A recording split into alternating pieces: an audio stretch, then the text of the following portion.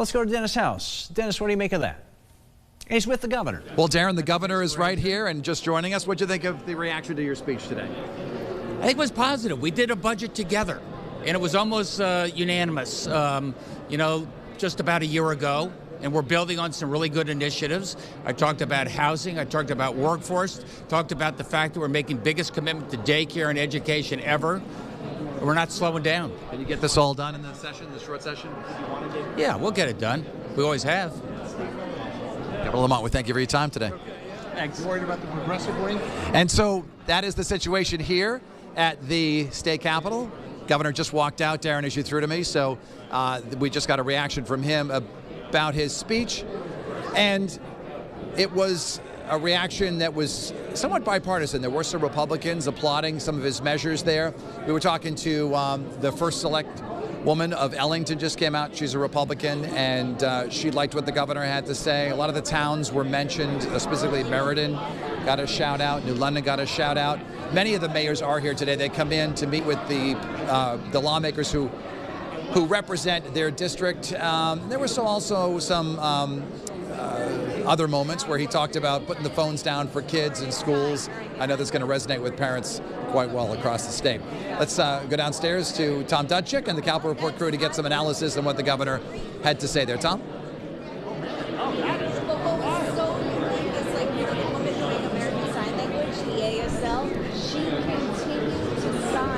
Tom, can you hear me? I looked at it. Okay, so we're having a couple of issues here.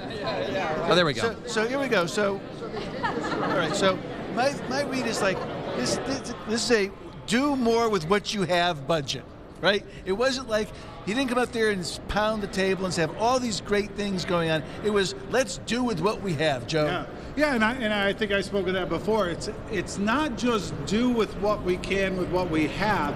How can we do it better? And I think that's a true executive. That's somebody that's run a company, understands what the bottom line looks like, and wants the state to offer the most programs they can in the most effective way. I think that's an idea that everybody who's sitting around their TV right now watching agrees with. Yes, we all do it on a daily basis in our own houses. John, sounds like a Republican paying down $500 million in debt. Yes, it was a very, I would say, fiscally sound message today that a lot of Republicans can get behind. And I think what the governor did brilliantly is he said, because of what we've done to pay down our debt, because of the guardrails, we've been able to have increases in so many programs for 6 straight years, whereas previously we would have booms and busts where people would actually be looking at cutting spending from what they expected spending to be.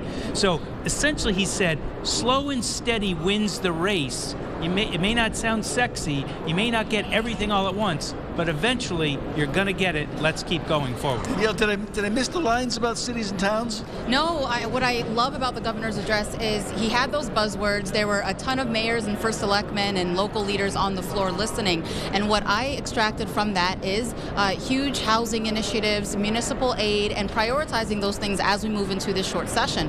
And one thing in particular that I really like is he emphasized the want and the essential need for the state to be a partner, right? And I say it every Sunday when it comes to housing and the huge housing crisis that we have across the state needs to really let the local leaders lead, but we need that partnership, and that is in the form of facilitation and money. Liz, they didn't show any of the cutaways to the Republicans. You were in the chamber. I was. Were they applauding or sitting on their hands for this one? No, absolutely. I think there was a lot of bipartisan applause for a lot of what the governor said. In particular, and I don't know if anybody else thought this was interesting, but particularly about the governor's focus on social media and our children. You may not know this, but a couple of years ago, the Republicans in the legislature proposed a bill addressing the age requirement for social media and having a parental oversight on that. And so I wonder if that's something this session that the governor would be willing to work with them on. But that was something I didn't expect, and something that I think you saw a lot of bipartisan agreement on, along with the other fiscal stability measures that the Republicans have championed, obviously, for years. Yeah, $90 million for additional child care. He hinted that was coming. That's one of his only few hat tips about spending, Joe. Yeah, I mean, but that's a big one. He's been talking about that a lot. Obviously, he opened up with the housing, workforce housing, affordable housing, and went right into daycare. I think he fully understands where we're lacking in this state. Okay, Joe, let's go to Mike Cerulli, who has Republican leadership with him. Mike, take it away. It's not touched today that I think we need to address. Was that part of the governor saying that our cities are making a comeback big time? Well, it depends how you look at it. I mean, you may be seeing more housing being built in these cities, and there's window dressing, but when you dig down deep, the culture of this upcoming generation is in turmoil, and we need to do more. EV is going to be a big challenge. The governor touched on it very briefly. I was expecting more.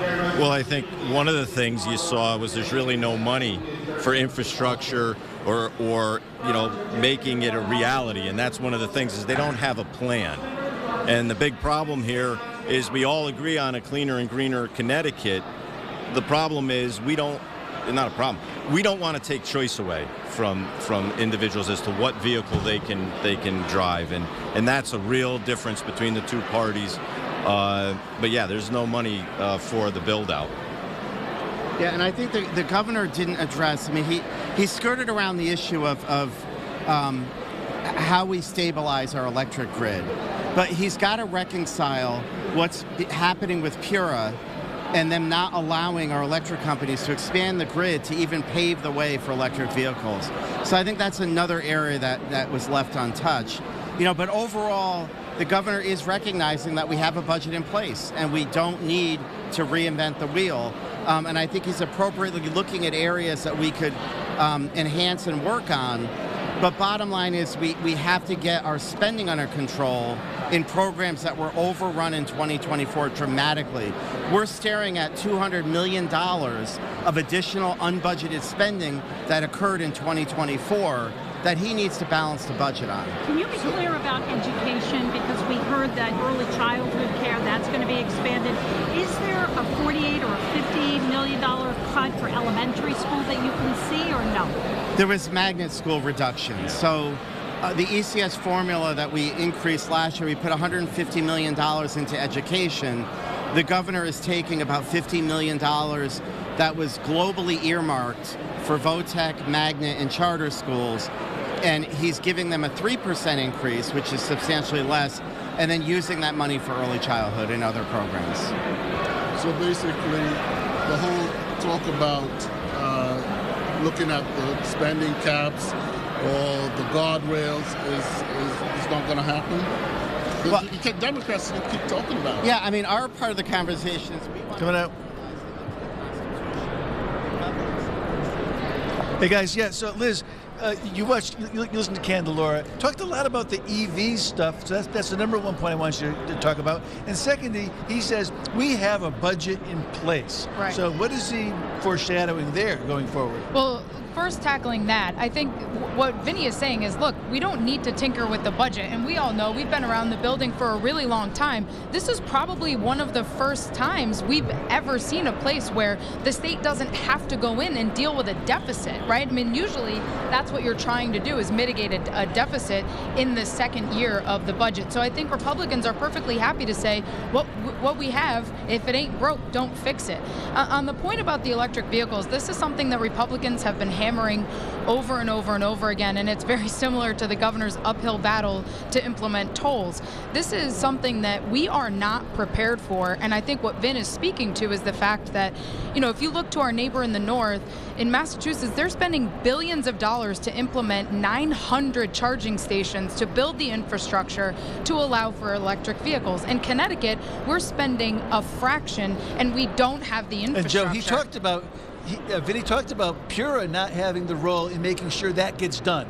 Anytime the role of a regulator and a policymaker get crossed, you're going to find yourselves in trouble. They become more political subdivisions of the executive branch, which is dangerous. They're supposed to be the adjudicators of fact. And when you're taking your policies and your directives off of other playbooks, you're going to run into trouble. You can't say to the utilities, we're going to pay for all these infrastructure improvements, and then say, oh, no, we're not, we're sorry. You just can't have it. And Danielle, it's interesting when the governor talks about putting cell phones into pouches in schools, what you hear is unfunded mandate. I do. I hear unfunded mandate. We need to support great great initiatives, great potential. What is that going to look like for the teachers on the ground? Is that the priority? Can we do that? You know, I agree. We need to attack our disconnected youth, bring them back in, and it's a good idea. Let's see if it gets down to it. Yeah. Nuts and bolts, right? Yeah. Hey, and Johnny McKinney, there was talk, and I've read a lot of reporting as you have, about a lot of the state agencies that have overruns that need to be taken care of in this budget. So there's even less to go around. There is less to go around. And I think what this budget is a perfect example of why the guardrails are so important. And thank you to Joe and Len Fasano and others for putting it together. In past times when I served, yes, if we had deficits, we'd be looking at reducing spending. But when we had budget surpluses in an election year, we were all fighting on how we were going to spend that money. The guardrails say, we're not going to let you do that because we still have this huge debt that we need to pay off. So, yeah, they're going to have to figure out how to live within their means. As a constituent and a voter in Connecticut and a taxpayer, that's music to my ears, but it's new for legislators. Tom, I just want to add, there was an incredible showing of municipal chief elected officials today. The numbers I haven't seen in my history up here, and I think they're worried about. They're afraid about the moving of the ball. Danielle, you can talk to that. But saying we're going to do it and then the very next year taking it away does not work, and these guardrails have prevented And I think municipal aid, and the rumor is that not maybe this session, but maybe the next session, the municipal aid chickens will come home to roost, and there'll be more efforts by the Republicans now to bust through the guardrails. Yeah, I mean, that's the real issue, right? Municipalities have one way to raise revenue. It's the local taxes, property tax and car taxes. Those aren't really doing what they're supposed to do. They're not supporting it. The state funding is key. The towns cannot run without it. Well, and to the conversation that we had earlier about Representative Curry, who's chair of the Education Committee, I can tell you he's not pleased about some of the proposals that have put forward that would take money out of education funding that would certainly impact our municipalities. And I know Joe DeLong, who's head of CCM last week, also commented he's not in favor of that. A lot in there for mayors, though, Danielle. I mean, we heard the governor talking about housing and how important that is and wanting to work in collaboration. I saw Mayor Erin Stewart and I were talking prior to the governor's speech.